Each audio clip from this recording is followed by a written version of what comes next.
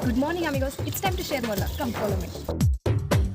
బదులుతో చని ప్రశ్నల తాకిడి ఏమిటో ఇలా అలలు ఆగని సంద్రములా మది మారితే ఎలా నిన్న మొన్న నీ లోపల కలిగిందా ఏనాడైనా కల్లోలం ఇలా ఈ రోజేమైందని ఏదైనా ఎందని నీకైనా కాస్తైనా అనిపించిందా ఎప్పటికీ తన